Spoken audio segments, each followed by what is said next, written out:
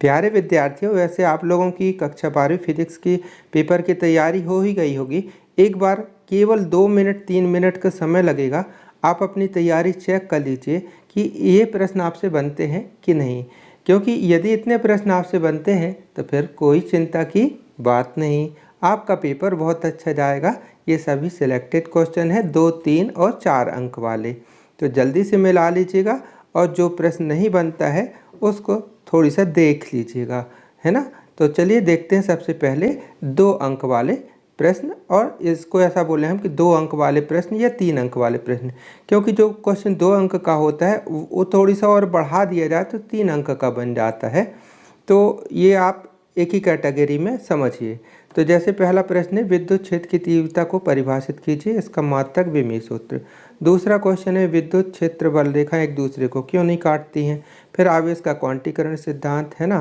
फिर है विद्युत संबंधी कूलाम का नियम और उसकी सहायता से एकांक आवेश की परिभाषा। फिर किरचॉफ का नियम, है ना। फिर एम्पियर का परिपथी नियम, ठीक है। फिर अमीटर वोल्टमीटर में 2 अंतर। फिर फैराडे के विद्युत चुम्बकीय प्रेरण संबंधी नियम, प्रकाश विद्युत प्रभाव, है ना, तथा आइंस्टीन समीकरण लिखना। फिर इसके बाद है, इसमें देखिएगा डी ब्रॉगली का तरंग सिद्धांत लिखिए तथा द्रव्य तरंग क्या है, इसकी क्या विशेषताएं हैं। फिर है प्रकाश तरंगों के अध्यारोपण का सिद्धांत, विद्युत फ्लक्स की परिभाषा, है ना, विद्युत द्विध्रुव आघूर्ण को परिभाषित करना। फिर ये क्वेश्चन देखिएगा, पूर्ण आंतरिक परावर्तन क्या है, इसकी शर्तें लिखिए, बहुत इंपॉर्टेंट है। नाभ की विखंडन और संलयन में 2 अंतर। फिर है अनुगमन वेग को परिभाषित करना एवं विद्युत धारा और अनुगमन वेग में संबंध। फिर है विशिष्ट प्रतिरोध या प्रतिरोधकता को परिभाषित करते हुए एसआई मात्रक, ठीक है। फिर इसके बाद है बायो सेवर्ट का नियम और इसके आधार पर धारा के मात्रक को परिभाषित करना। फिर यहाँ देखिएगा पी एन संधि डायोड क्या है, इसकी अवक्षय परत रोधिका विभव को समझाइए, ठीक है। फिर लेनार्ड का प्रयोग क्या है, विद्युत धारा एवं आपतित प्रकाश की तीव्रता के मध्य ग्राफ खींचिए।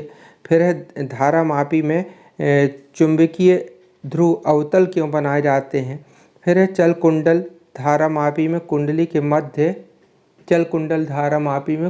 के मध्य जो नर्म लोहे के क्रोट क्यों रखे जाते हैं। फिर लेंज का नियम क्या है और यह ऊर्जा संरक्षण के अनुकूल क्यों है। इसके बाद यहाँ देखिएगा 24वां क्वेश्चन, तापानिक उत्सर्जन क्या है। तापानिक उत्सर्जन में प्रयुक्त धातु में कौन कौन से गुण होना चाहिए। फिर नाभिक में बंधन ऊर्जा किसे कहते हैं, नाभिक के स्थायित्व में इसकी क्या भूमिका है। फिर संविभव पृष्ठ क्या है, इसके गुण लिखिए। ओम का नियम और इसकी सीमाएं।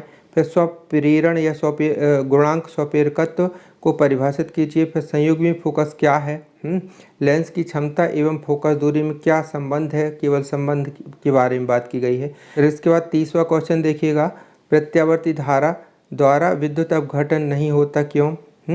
और फिर ये नागरिक विद्युत वितरण में प्रत्यावर्ती धारा प्रयुक्त होती है क्यों। और फिर इसमें ये है कि प्रत्यावर्ती धारा दृष्ट धारा में कौन अधिक खतरनाक है एवं क्यों।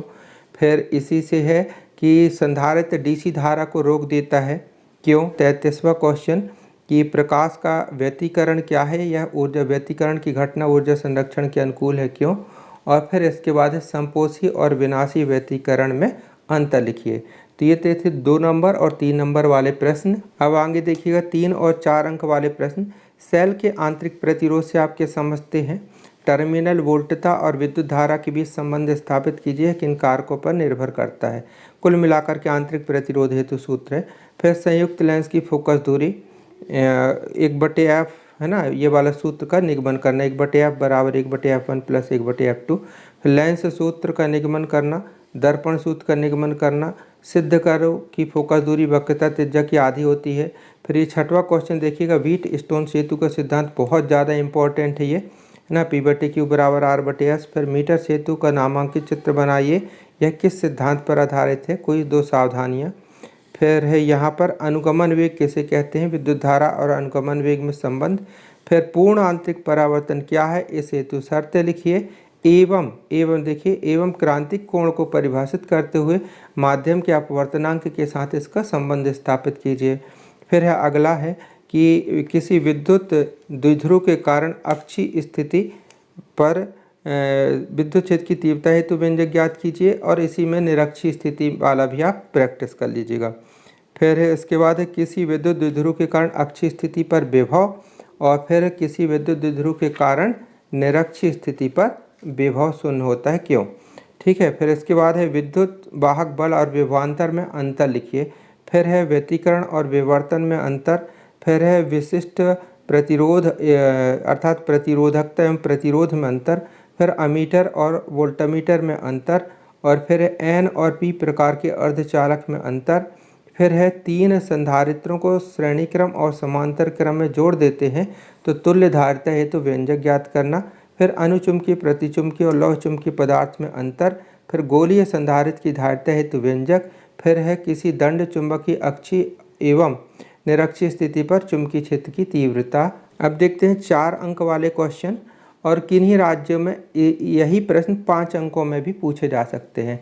एमपी बोर्ड में तो अधिकतम 4 अंक तक का ही प्रश्न आता है सबसे बड़ा, तो यह इनको हम मैं कहूँ कि 4 अंक वाले प्रश्न। तो एलसीआर परिपथ का वर्णन निम्नलिखित बिंदुओं के अंतर्गत कीजिए। विद्युत परिपथ बनाइए, फ्रेजर आरेख, परिणामी वोल्टेज, प्रतिबाधा और कलांतर। कौन सा? एलसीआर परिपथ है ना। फिर ये प्रश्न बहुत ज़्यादा इंपॉर्टेंट है प्यारे विद्यार्थियों। दिष्टकारी क्या है? पीएन संधि डायोड का उपयोग करते हुए पूर्ण तरंग दिष्टकारी और अर्ध तरंग दिष्टकारी की तरह उपयोग समझाइए। 2 में से कोई एक आएगा, ठीक है। फिर इसमें लिखा है पीएन संधि डायोड की अग्र और पश्च अभिनीति समझाइए। फिर ट्रांसफार्मर का वर्णन निम्नलिखित बिंदुओं के अंतर्गत कीजिए। सिद्धांत, परिणामन अनुपात हेतु सूत्र, चित्र और ऊर्जा ह्रास, ठीक है। फिर ये वाला क्वेश्चन भी देखिएगा, कई बार आया, पी ए बी बराबर वी आर एम एस गुणित आई आर एम एस गुणित कॉस फाई। फिर अगला क्वेश्चन है कि प्रत्यावर्ती आरसी परिपथ यानी प्रतिरोध संधारित्र जुड़े हों तो प्रतिबाधा, कलांतर, परिणामी वोल्टेज ज्ञात कीजिए। फिर एलसी परिपथ भी कर लीजिएगा और एलसी परिपथ में परिणामी वोल्टेज, प्रतिबाधा, कलांतर और इसमें मुख्यतः अनुनादी आवृत्ति पूछा जाता है। फिर है वाटहीन धारा किसे कहते हैं, है ना, वाटहीन धारा। और इसमें ही देख लीजिएगा ये प्रतिरोध, प्रतिघात और प्रतिबाधा में अंतर, प्रतिरोध, प्रतिबाधा और प्रतिघात में अंतर। और फिर इसके बाद है ये वाला क्वेश्चन भी बहुत ज़्यादा इस साल लग रहा है इम्पोर्टेंट, प्रिज्म के पदार्थ के अपवर्तनांक हेतु सूत्र ज्ञात करना, ये जिसका कि आप प्रैक्टिकल भी किए होंगे। फिर इसके बाद 10वां क्वेश्चन देखिएगा, गोली पृष्ठ से अपवर्तन हेतु सूत्र, है ना। फिर है सरल सूक्ष्मदर्शी के आवर्धन क्षमता हेतु सूत्र और संयुक्त सूक्ष्मदर्शी के आवर्धन क्षमता हेतु सूत्र और फिर लेंस निर्माता हेतु सूत्र, है ना, लेंस निर्माता हेतु सूत्र। वैसे आप इसी सूत्र को पढ़ करके इसी के आधार पर लेंस सूत्र का निगमन भी कर सकते हैं। फिर डायनामो की कार्यविधि, फिर गॉस प्रमेय, है ना, और इसका निगमन। फिर गॉस प्रमेय की सहायता से कूलाम के नियम की व्युत्पत्ति कीजिए, ये गॉस प्रमेय का अनुप्रयोग कहलाता है। फिर इसके बाद है समांतर प्लेट संधारित्र की धारिता हेतु व्यंजक ज्ञात करना, है ना, और इसको प्रभावित करने वाले कारक। फिर है अन्योन प्रेरण क्या है, और अन्योन प्रेरण में ये डेरिवेशन है, 2 समाक्षीय परिनालिकाओं के मध्य अन्योन प्रेरकत्व हेतु व्यंजक ज्ञात कीजिए, यह किन कारकों पर निर्भर करता है। फिर है आगे बोर परमाणु की परिकल्पना, बोर परमाणु मॉडल जो है उसकी परिकल्पना, बोर परमाणु मॉडल, है ना, यह मॉडल कर लीजिएगा। फिर नाभिकीय संलयन और नाभिकीय विखंडन को उदाहरण सहित समझाइए, नाभिकीय विखंडन और नाभिकीय संलयन को उदाहरण सहित समझाइए। इसके बाद है 21वां क्वेश्चन, आइंस्टीन के प्रकाश विद्युत समीकरण की स्थापना कीजिए और इसके आधार पर स्पष्ट कीजिए कि देहली आवृत्ति से कम आवृत्ति पर इलेक्ट्रॉनों का उत्सर्जन क्यों संभव नहीं है।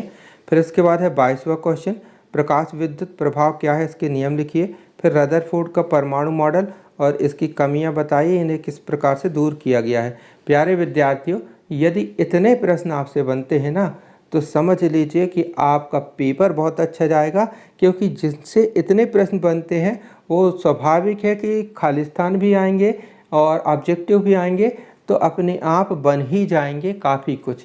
हाँ, कुछ ऑब्जेक्टिव, कुछ फिल इन द ब्लैंक्स थोड़ी सा टफ हो सकते हैं, लेकिन आप दिमाग लगाएंगे तो वो भी बन जाएंगे। और कुछ न्यूमेरिकल सवाल आते हैं, यद्यपि मैं पहले ही वीडियो में बता चुका हूँ, आप 12th फिजिक्स की प्लेलिस्ट पर देखिएगा, इम्पॉर्टेंट न्यूमेरिकल के हमने क्वेश्चन हल कराए हैं, 2, 3, 4 वीडियो में हमने पूरे हल करा दिए हैं। और और भी मतलब उपयोगी वीडियो कुल मिलाकर के प्लेलिस्ट पर है, आप विजिट कर लीजिएगा यदि कोई चिंता लग रही है। और कमेंट कीजिएगा क्या इतने प्रश्न आपसे बनते हैं या कुछ कमी रह गई है। तो यदि कमी रह गई हो, वैसे हमें ऐसी उम्मीद नहीं है क्योंकि हमारे सभी विद्यार्थी बहुत पढ़ने वाले हैं और सभी की तैयारी बहुत अच्छी हुई होगी। और आप इन प्रश्नों को एक बार अच्छे से देख लीजिएगा। बेस्ट ऑफ लक, बहुत अच्छा पेपर जाएगा। एक भी न घबराएं, फिजिक्स का पेपर बहुत सरल आता है। थैंक यू, बाय, जय हिंद।